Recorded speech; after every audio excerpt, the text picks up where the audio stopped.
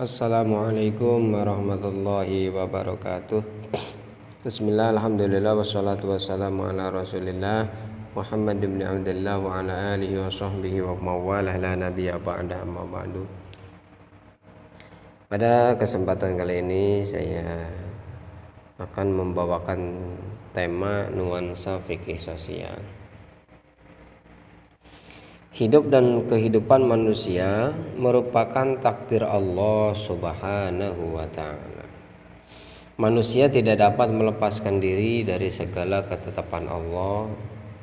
Takdir telah meletakkan manusia dalam suatu proses, suatu rentetan keberadaan, urutan kejadian, tahapan-tahapan kesempatan yang diberikan Allah Subhanahu wa ta'ala kepada manusia.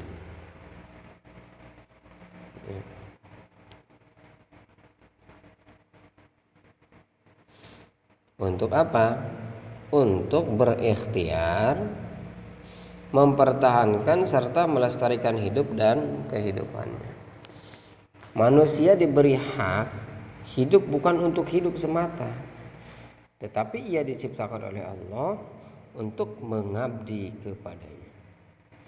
Dalam kerangka pengabdian inilah manusia dibebani berbagai taklif yang erat kaitannya dengan ikhtiar serta sarana-sarananya dan kemampuan manusia itu sendiri. Dalam proses tersebut, kehidupan manusia selalu dipengaruhi berbagai faktor yang saling berkaitan satu sama lain. Oleh karena itu, manusia di dalam berikhtiar melaksanakan taklif berkewajiban mengendalikan dan mengarahkan faktor-faktor yang mempengaruhi kehidupannya untuk mencapai makna dan tujuan hidupnya, yakni sa'adatud darain atau kehidupan dan kesejahteraan di dunia dan di akhirat kelak. Kesejahteraan lahir batin merupakan cita-cita setiap insan. Kesejahteraan lahiriah lazimnya merupakan sarana yang mendasar bagi tercapainya kesejahteraan batiniah. Jadi sebelum mendapatkan kesejahteraan batiniah, kita mendapatkan kesejahteraan lahiriah lebih awal. Meskipun ada juga orang yang memperoleh kesejahteraan batiniah tanpa mendapatkan kesejahteraan lahiriah menurut ukuran lazimnya, seperti itu. Indikator kesejahteraan masyarakat di mana keluarga, rumah tangga sebagai unit terkecil memang sulit dirumuskan secara terinci. Namun sekurang-kurangnya ajaran Islam dengan konsep fikih sosial telah banyak menunjang sebagai isyarat yang mendekati rumusan tersebut. Ya.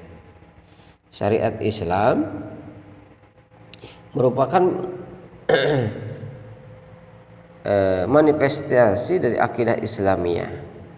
Akidah mengajarkan keyakinan agar mengajarkan keyakinan akan adanya jaminan hidup dan kehidupannya, termasuk kesejahteraan bagi setiap manusia.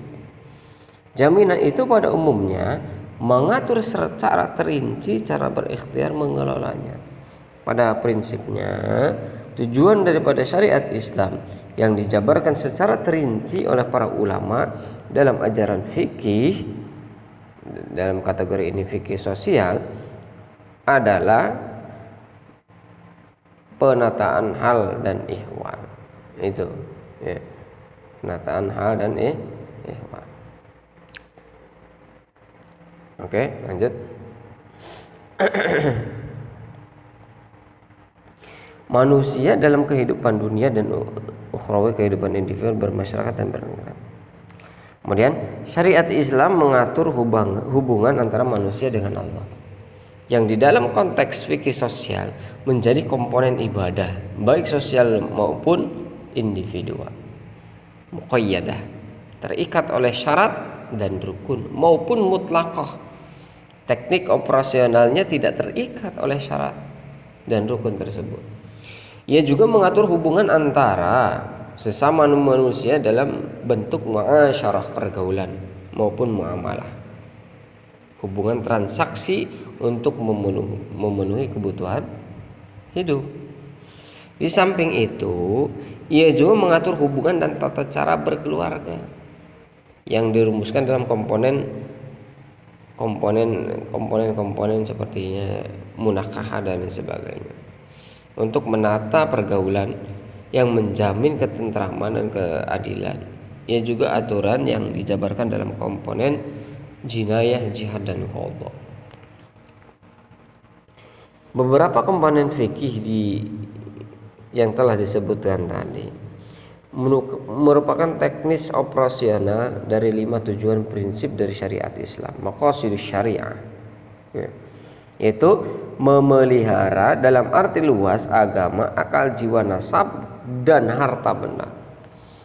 Komponen-komponen itu secara bulat dan terpadu menata bidang-bidang pokok dari kehidupan manusia dalam rangka berikhtiar melaksanakan taklifat untuk mencapai kesejahteraan duniawi dan ukhrawi ataupun sa'adatud darain seperti tadi disebutkan.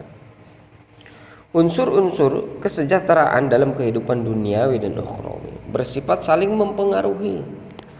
Apabila hal itu dikaitkan dengan syariat Islam yang dijabarkan dalam fikih sosial dengan bertitik tolak dari 5 prinsip dalam maqasidus syariah, maka akan jelas syariat Islam mempunyai sasaran yang mendasar, yakni kesejahteraan lahir batin bagi manusia. Berarti bahwa manusia merupakan sasaran sekaligus menepati posisi kunci dalam keberhasilan mencapai kesejahteraan yang dimaksud. Satu di antara masalah manusia adalah masalah kependudukan. Hampir semua aspek dan faktor kehidupan sangat berkaitan erat. Saling mempengaruhi dalam masalah ini.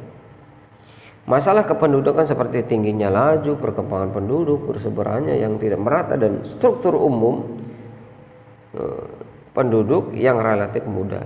Semua berkaitan erat dengan aspek-aspek kehidupan yang cenderung menimbulkan kerawanan sosial serta ketimpangan pada sektor pendidikan, kesehatan, ekonomi, ketenaga kerjaan, keamanan, keuangan, dan sebagainya.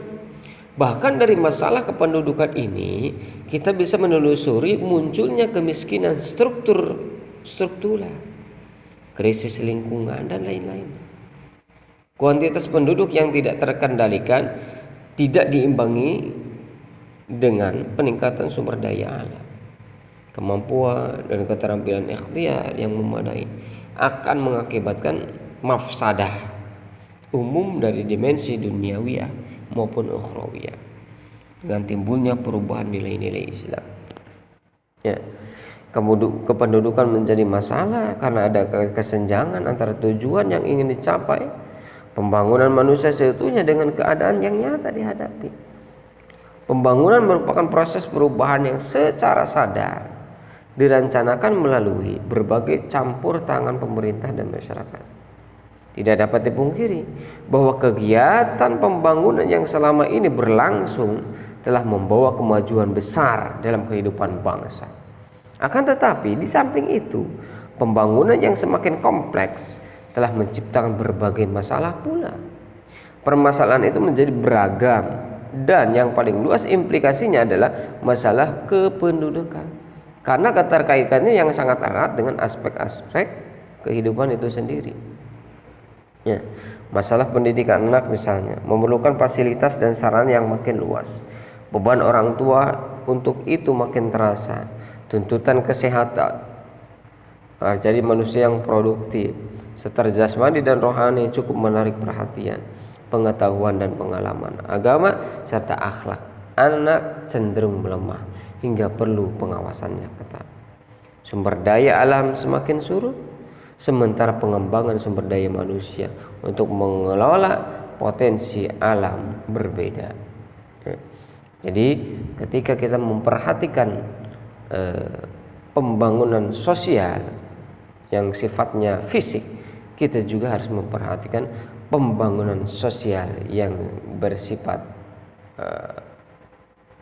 psikis, daripada akhlaknya, Hippocratic-nya, ya, itu juga perlu dipertimbangkan. Sehingga dengan adanya pembangunan sosial itu kira-kira akhlak manusianya seperti apa, akhlak anaknya kita seperti apa, akhlak masyarakat sekitar seperti apa, itu perlu dipertimbangkan dalam segala hal sebetulnya. Ya. Jadi ketika melakukan perbuatan itu tidak bisa hanya kita mengejar bahwasanya itu adalah sesuatu hal yang baik, sehingga kita mengabaikan hal-hal yang lain yang sangat menunjang ataupun yang sangat berpengaruh atas apa yang kita lakukan. Ya.